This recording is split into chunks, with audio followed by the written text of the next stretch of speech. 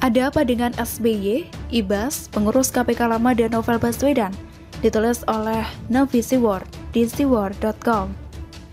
Ada yang masih ingat dengan iklan fenomenal Partai Demokrat yang berbunyi katakan tidak pada korupsi? Faktanya, satu persatu pemeran iklan tersebut tersandung kasus korupsi seperti yang terlihat dalam video.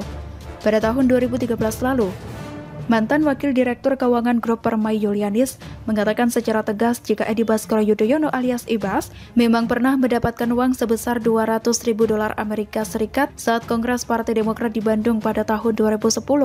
Benar, uang $200.000 Amerika Serikat kepada Ibas itu terkait Kongres Partai Demokrat di Bandung, kata Yulianis saat ditanyai wartawan seusai bersaksi di Pengadilan Tindak Pidana Korupsi, Jakarta.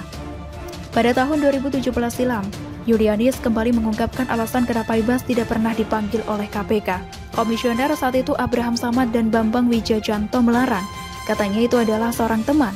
Saya juga bingung, kata Yulianis dalam kesaksiannya kepada Pansus Angket KPK di Kompleks Parlemen Senayan, Jakarta. Padahal, kata Yulianis, banyak yang menyebutkan dugaan keterlibatan Ibas. Namun, setelah itu hanya dirinya yang dilaporkan ke kepolisian atas pencemaran nama baik. Terakhir, Pak Nazar juga menyebut, Anas juga menyebut, beberapa orang nyebut, cuma saya dilaporkan ke Polres Jakarta Selatan, kata Yulianis. Hebat atau ada apa ini?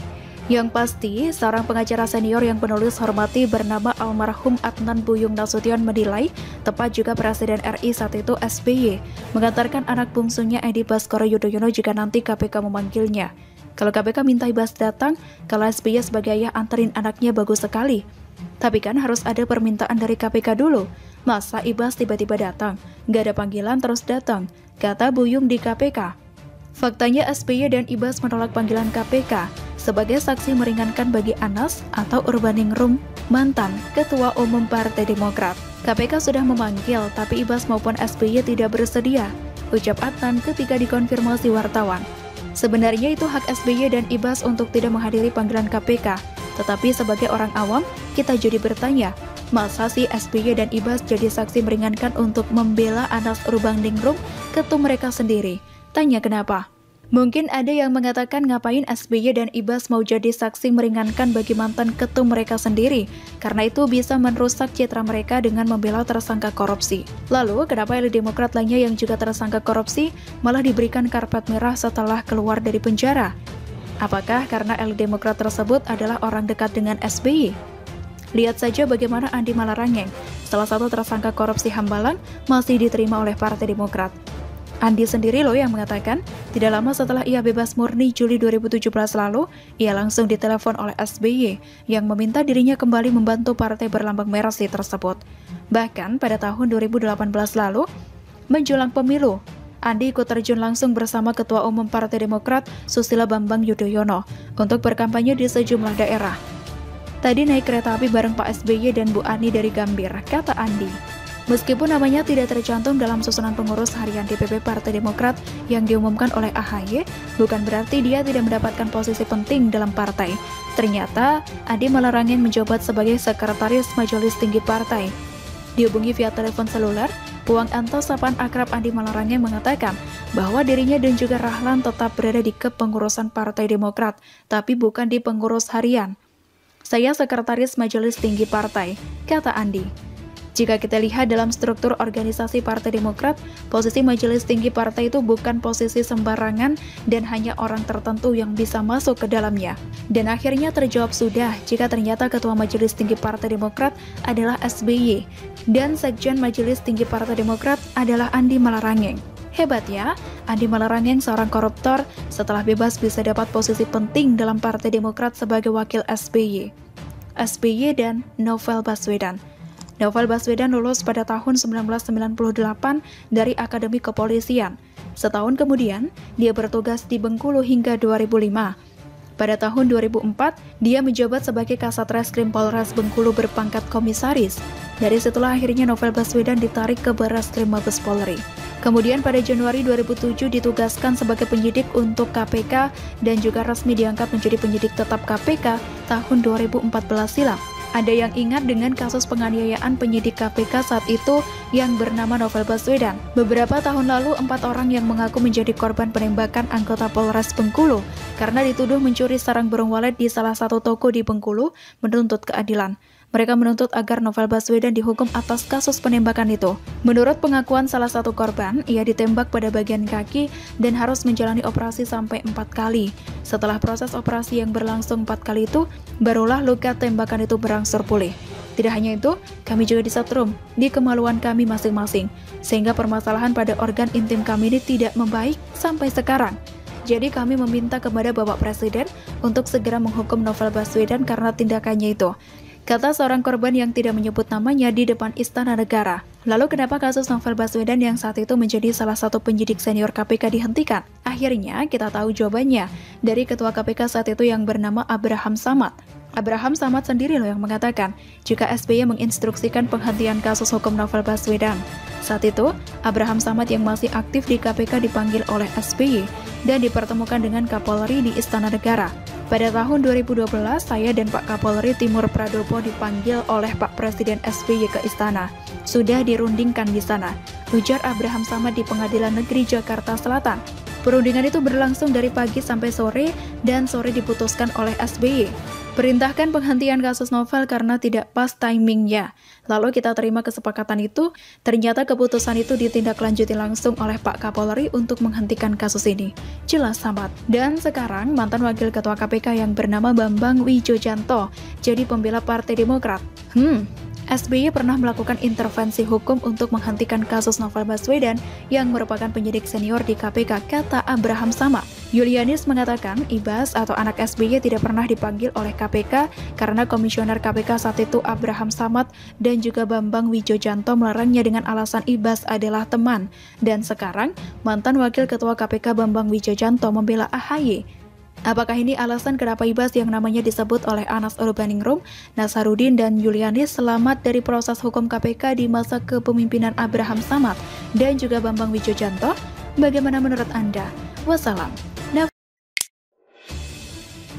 Beredar surat satpam yang dizalimi Novel, Denny, pembalasan lebih menyakitkan.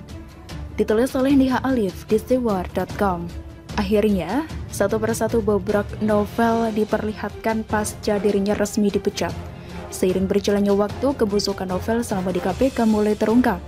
Persis sepupunya di DKI yang selalu terlihat memiliki agenda busuk, hanya tinggal tunggu waktu yang tepat sampai akhirnya terperosok. Novel ternyata tidak hanya menjadikan Tempo dan ICW untuk mencengkram KPK, tapi juga membungkam pegawai bawah yang terang-terangan mencium adanya paham radikal di KPK. Rupanya 2 tahun lalu ada kejadian mengerikan di mana satpam yang beraliran Islam moderat diberhentikan dari KPK. Ternyata tindakannya memviralkan adanya bendera HTI yang berujung pada pemecatan tersebut. Belakangan diketahui pemecatan tersebut disinyalir adalah suruhan Novel Baswedan. Denny Siregar bahkan menyebut bahwa hari ini adalah saat di mana Novel dan lainnya menuai karma atas perbuatannya 2 tahun silam. Berikut cuitan Denny Siregar di laman resmi Twitternya. Iwan Ismail Satpam Lama @kpk_RI dipecat Novel Baswedan karena memotret meja kerja yang ada bendera HTI. Novel Baswedan dipecat @kpk karena tidak lolos TWK. Orang bilang hidup itu tidak adil, tapi ada saat keadilan itu datang dalam bentuk pembalasan yang lebih meyakinkan. Tulis @Denny Siregar 7. Tuduhan Denny Siregar bukan hanya asal bicara tanpa data. Banyak media yang juga memberitakan surat terbuka Iwan Ismail tersebut, seperti dilansir dari suara.com yang membeberkan kronologi dan surat terbuka dari satpam korban kezaliman Novel dan kawan-kawan. Surat terbuka, berani, jujur, hebat. Kepada yang terhormat 1. Presiden Joko Widodo, 2. Dewan Pengawas KPK, 3. Ketua KPK RI, 4. Ketua DPR RI, 5. Menko Polhukam, 6. Kapolri, 7. Panglima TNI, 8. Ombudsman RI, 9. Komnas HAM RI, dan 10. Ketua WPKPK. Assalamualaikum warahmatullahi wabarakatuh. Salam silaturahmi saya sampaikan, memperhatikan ulangi. Salam silaturahmi saya sampaikan, memperhatikan ramainya riak-riak kegaduhan permohonan keadilan hasil dari TWK KPK RI. Dengan ini saya memberikan informasi sesuai dengan slogan berani jujur hebat, jangan dipelesetkan menjadi berani jujur pecat, agar menjadi pertimbangan untuk menanggapi kegaduhan 56 pegawai yang memaksa diangkat ASN. Selama ini saya diam dan menerima keputusan tanpa keadilan. Biarkan Allah Subhanahu wa Ta'ala yang membalas, karena Allah Subhanahu wa Ta'ala Maha memberi rezeki. Saya yang bertanda tangan di bawah ini ex pengamanan KPK yang dipaksa mundur tanpa proses sidang kode etik, sepihak dipaksa memilih untuk mundur atau diperhentikan dengan tanpa ada pembelaan melalui proses sidang kode etik. Nama Irwan Ismail, NPP 0002-167, jabatan pengamanan. Kronologis kejadian, yang pertama setelah melalui proses panjang ikut seleksi umum rekrutmen pegawai tidak tetap sebagai pengamanan KPK tahun 2018, tepatnya di bulan Oktober hingga November. Alhamdulillah saya menjadi bagian dari 45 orang yang lulus tahapan seleksi dari ratusan ribu peserta. Yang kedua, mulai diangkat sebagai PTT tanggal 14 November 2018, mulai bekerja diawali dengan ikut pelatihan induksi pegawai pada tanggal 3 hingga 5 Desember 2018, pelatihan pengelolaan rumah tahanan dan pengawalan tahanan pada tanggal 6 hingga 8 Desember 2018. Ketiga, proses kronologis dimulai ketika saya kerja dan patroli gedung. Tepatnya bulan Februari, saya keliling untuk kontrol ruangan di malam hari, lalu saya kedapatan melihat bendera hitam putih atau milik HTI di beberapa meja kerja pegawai KPK yang ada di lantai 10 gedung merah putih. Lalu saya ambil foto. Namun saya tidak terlalu menghiraukan, mungkin ini hanya oknum pegawai yang mungkin sebatas simpatisan saja. Mungkin besok lusa juga hilang atau dicabut lagi. Yang keempat, berjalannya waktu ketika ramai perubahan Undang-Undang KPK yang baru sekitaran bulan Agustus hingga September. Sehabis ada demo besar di gedung KPK hari Jumat tanggal 20 September 2019 dengan isu KPK Taliban. Maka pada malam hari selepas piket pengamanan saya, kembali bersama teman saya naik ke lantai 10 dan masih kedapatan melihat bendera hitam putih atau milik HTI yang masih terpasang di meja kerja yang sama. Lalu saya ambil foto kembali untuk dijadikan bahan laporan dengan asumsi bahwa bendera inilah yang menjadi gaduh KPK Taliban. Karena waktu itu hari Jumat malam dan waktunya besok lusa saya libur, maka saya berniat bikin laporan pada hari Seninnya. 5. Pada malam hari menjelang pulang kampung, saya konsultasi dengan teman dua saya di jajaran grup WhatsApp Banser Kabupaten Bandung mengenai adanya bendera HTI di gedung KPK yang mungkin menjadi pemicu alasan adanya demo KPK Taliban. Namun, tanpa saya sadari, bendera itu viral di medsos selang 2 hari ketika saya libur, dan hari Senin saya masuk kerja langsung ada panggilan untuk menghadap pengawas internal KPK. Tanpa pikir panjang, saya langsung menghadap sesuai niat melaporkan foto di hari Jumat yang menurut saya sebagai pelanggaran kode etik pegawai. Yang keenam, ketika saya menghadap ke pengawas internal, di sana saya sekalian bilang bahwa saya mau melapor foto temuan saya, tetapi tanpa disangka, panggilan yang saya terima di hari Senin tanggal 23 September 2019 pun sama mengenai bendera HTI yang tengah tersebar di media sosial. Maka di hari itu pula saya diperiksa seharian full day dan dilakukan BAP. Saya merasa malah menjadi tersangka atas viralnya bendera hitam putih di medsos. Maka saya utarakan semua keterangan sesuai dengan pertanyaan-pertanyaan yang disampaikan. Tetapi ketika tahu background saya anggota Banser, mereka, PI KPK, begitu gencar memberikan pertanyaan seputar bendera dan organisasi saya, sampai mereka mengambil HP saya sebagai bahan bukti dan men-screenshot semua chat saya di grup WhatsApp, hingga mereka tahu data pengurus kami mulai dari pusat hingga pimpinan anak cabang. Ada beberapa pertanyaan yang membuat saya heran dan tanpa dasar, di antaranya, apakah Pak Iwan bagian dari ormas luar, atau jangan-jangan simpanan ormas luar? Jawab, saya sudah tidak menjabat sebagai pengurus PACGP Ansor sejak Desember 2017. Kalau saya bagian dari anggota Banser, apa tidak boleh saya berbakti untuk negeri di KPK? Kalau saya bagian dari ormas luar, berarti di KPK ada ormas dalam dong. Apa iya HTI bagian dari ormas dalam KPK?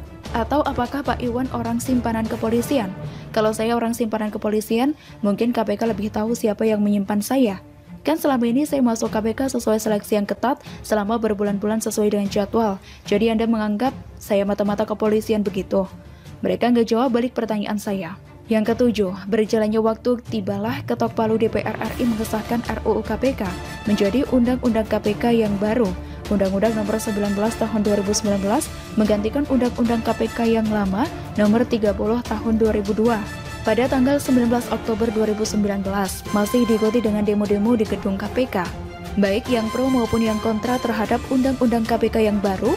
Tibalah pada hari Senin tanggal 21 Oktober 2019 saya dipanggil kembali untuk agenda musyawarah di DPP KPK, dihadiri oleh seluruh anggota DPP, PI, Sekjen, dan WP KPK. Mereka menerangkan bahwa laporan atau BAP saya itu sudah termasuk pelanggaran kode etik katanya, dan merupakan pelanggaran berat karena sudah turut punya andil dalam ketok palu Undang-Undang KPK yang baru.